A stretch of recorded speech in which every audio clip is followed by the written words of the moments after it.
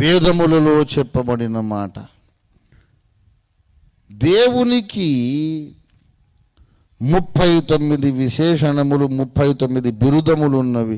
అందులో ఒకటి శబ్దము.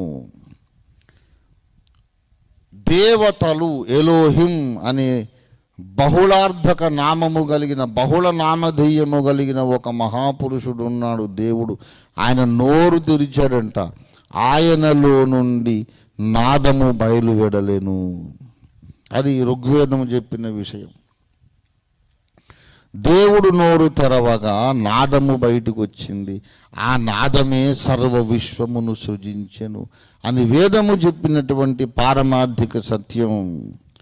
బైబిల్ గ్రంథంలో కూడా అదే మాట చెప్పబడింది. మొదటి అధ్యాయము యోహాను సువార్త ప్రారంభ వచనము చూడండి. ఆదియందు వాక్యముండెను.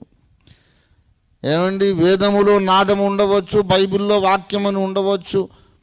దానికి దీనికి ముడిపెడతావేమిటి? అదేమో హిందూ మతం, ఇదేమో క్రైస్తవ మతం, రెండు మతాలకు సంకరం చేస్తావేమిటి అని నన్ను ఎవరైనా తప్పు పట్టవచ్చు, నా మీద కోప్పడవచ్చు. పోనీ చిన్నవాడిని, అజ్ఞానిని నా మీద కోప్పడవచ్చు, తప్పు లేదు. కానీ ఈ మాట చెప్పిన వాడిని ముందు నేను కాదు, ఏ క్రైస్తవ బోధకుడు ఈ విషయం చెప్పక ముందు 150 ఏళ్ల క్రితమే ఈ మాట చెప్పిన వాడు స్వామి వివేకానందుల వారు. స్వామి వివేకానందుల వారండి మొట్టమొదటి ఈ విషయాన్ని వెలుగులోకి తెచ్చినవాడు.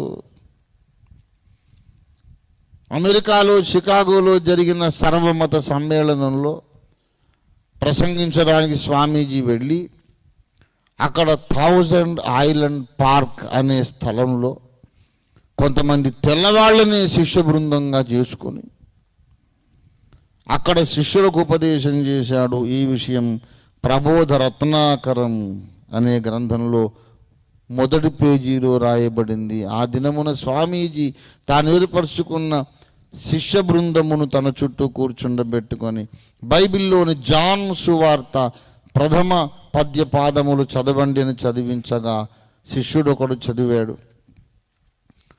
ఆది యందు శబ్దముండెను, శబ్దము దేవుని వద్ద ఉండెను, శబ్దము దేవుడై ఉండెను, సమస్తము ఈ శబ్దము ద్వారా కలిగెను, కలిగినదేది శబ్దము లేకుండా కలుగలేదు అని వచనములు చదివి స్వామీజీ ఆ గ్రంథమును, బైబిల్ గ్రంథమును మూసి ప్రక్కన పెట్టి తన శిష్యులతో ఈలాగు ప్రారంభించెను, ఈలాగు మాట్లాడ ప్రారంభించెను. బైబిల్లో చెప్పబడుచున్న ఈ శబ్దము దేవుడై ఉండెను అనే మాటను మనం అర్థం చేసుకోవాల్సిన అవసరం ఉంది.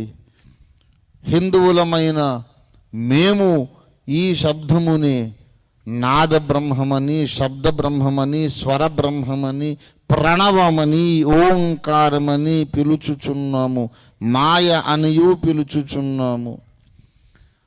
పరబ్రహ్మతత్వమును మనకెరిగించుటకు ఆ ఓంకారమే క్రీస్తుగా పుట్టెను.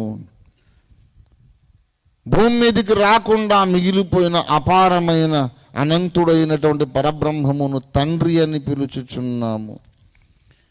కిందికి వచ్చినటువంటి శబ్దదైవమును మనము కుమారుడని పిలుచుచున్నాము. పరమ తండ్రిని మనము గ్రహించజాలం. ఇవన్నీ స్వామీజీ మాటలు, నా మాటలు కాదు, స్వామి వివేకానందుల వారి మాటలు. పరమ పితను మనము గ్రహించజాలము, తెలుసుకున్న జాలము. పరమ పుత్రుని మాత్రమే, అనగా శరీరము దాల్చిన క్రీస్తును మాత్రమే తెలుసుకొనగలము. పరమ పుత్రుడైన క్రీస్తు ద్వారా మాత్రమే మనము పరబ్రహ్మతత్వమును ఎరుగగలము. పరబ్రహ్మతత్వమును మనకు ఎరిగించుటకు ఆ ఓంకారమే క్రీస్తుగా పుట్టెను. ఈయన ద్వారానే పరబ్రహ్మాన్ని తెలుసుకుంటాం అని చెప్పినవాడు స్వామి వివేకానందుల వారు.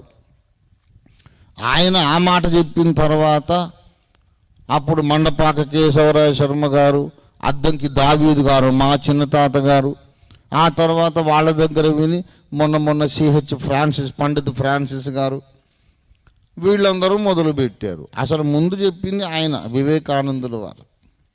Please like, subscribe and press the bell icon to get all the updates.